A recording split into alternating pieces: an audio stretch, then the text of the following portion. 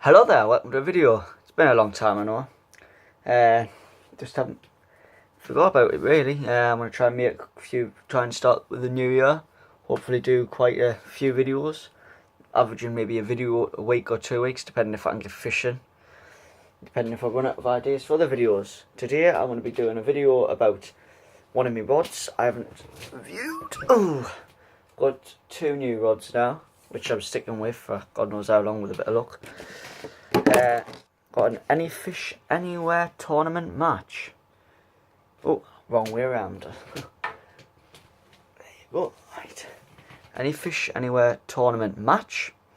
This rod's a 13-foot 8-inch rod, which got an optimum casting weight of about 150 to 200 grams.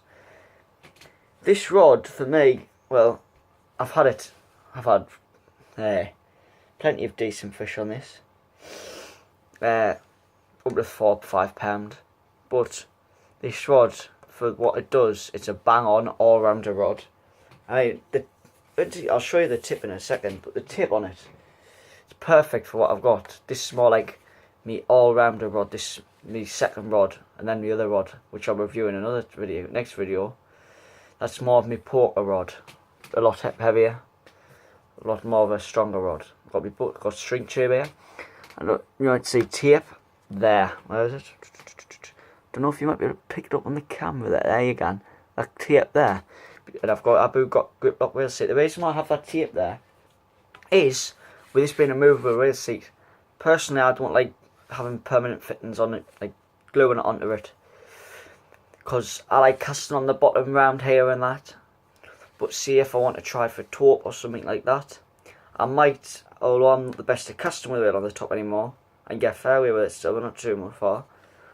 I mean, distances and everything, especially when most fish come close in. And I can put it up there, tighten it down, it's bang on. Or, when I'm down here, I've got a thing, I just slide it down right over the top like that. You might be able to see the tape, but I just have it on like that, and that's my gauge for when I want to fish through the rail on the bottom.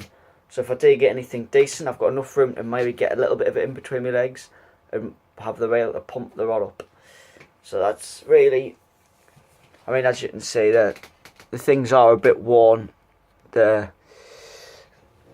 rings and that, I did buy this second hand. I only paid, what was it? I think it was, it's a rod that's worth like £320, but I only paid £80, and I swapped a Century Vectra that I had, which did something really bad to it, but I'll not say no more, by mistake. I've got obviously the spigot there, bit of thingy, and you come on to the first guide on the tip, standard. So I think this is set for a multiplier, this. Oh, guitar wants to play a tune. You can see there, average tip. Both sections, the tip and the butt, are the same size, as you can see there. Bit of a thingy. I've got a tip light on that's around here fishing, because I do mainly night fishing for whiting and maybe the codling. If I've got a bit of tape there, I've got that with a rod. It's just high vis tape. Same with that under there, bit of tape, and it's got a nice flexible tip there, as you can tell. Lovely flexible tip. But the way this rod was built, there's a video on YouTube about it called, if you type in Anywhere Fish Anywhere Tournament Match Mark II, and there's a video of a guy there, and he has it on a thing, the person who builds the rods, and he's like, the owner of thingy, and he literally, I'm putting a load of pressure on that, it just won't bend. It's got something, it's like really, really slaffy tip, but from midsection of it, on the tip, unbelievable power, and it's got quite a stiff butt as well. But this rod for me is a perfect all round. I mean, I can put it anywhere I want really. I mean, I normally use it for, say, a 2-hook flapper with mackerel strips or worm, you know. But anyway, there's the rod there, as you can see. It's a cracking rod for what it does. It does everything I need. Now, what's I getting on to showing you as well? Yeah. This rod came supplied with a cloth bag. Just telling you the same thing there. Anyfish Anywhere Tournament Match Mark II. Because the main rod, I don't know if correct us wrong, it's either 14 foot something or I think it's 13 foot 6. This is a 13 foot 8, it's a bit longer in the tip. But it's one hell of a casting rod, as named with a tournament. It's a match rod with a match on it. So it's got a match fishing tip, but a good bit of beef in it for casting. So anything, any 2 hook flappers, anything that'll withstand. Any rod will withstand anything really. It's just some rods cope with them better than others, you know what I mean? It's just a bit helpful if you have a rod that'll be able to pull it in easier. I mean, obviously you want a bit of bending, you want a bit of play with it, like. But that's bang on, nice tip on it. Yeah, full set of guides there. I think, God, 1, 2, 3, 4, 5, 6, 7, 9 guides including the tip ring. I think my other rod has that. I'm not going to give any clues on the rod I'm going to do in my next review.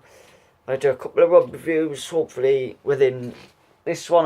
This video will be uploaded hopefully New Year's Day, and then next video should be uploaded probably about a week after, maybe just a bit more than a week. But that's the rod there, as you can see. Loads of spigot left on it. I mean, it's just for everything. What I'm going to try to do next year when I go away especially, I mean I'm starting to do it now. A lot of people like to fish with 2 rods, and really I've only done it a few times now and then. I mean I've had a big rod like that one before I got my new one, which I'm going to show you eventually, and I've got a spinning rod or a light bass rod which I lob out.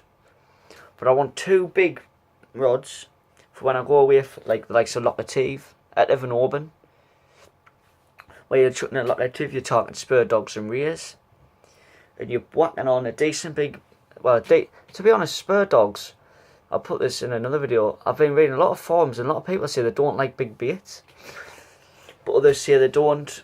Rears is normally like, it doesn't matter, any bait really catches, to be honest with you. But that's what I've been hearing, and best thing to do, local advice, anywhere you go on fishing holidays, always try and get local advice and tips about the marks where you're fishing. I mean, we've only been there, when we went last summer, about August, and it was only the second time we've been. The first time I've been, I had 2 thornbacks, but I caught a small thornback, and I mean a small thornback, only about that big, you know. And my dad had a nice spur dog, about £8, fishing a mark at Gallinack Road, near the campsite. But the fishing up there, I prefer lock fishing and that sort of stuff. Same with, I like the big rod fishing more than the light rods, with the wrasse and the pollock. I mean, it's all good fun, but I'm sorry for waffling on a bit in this video, but that's just what I think of it anyway. Right, get you on the next video. Hopefully it'll be uploaded a week after this one. See you soon with the next rod review.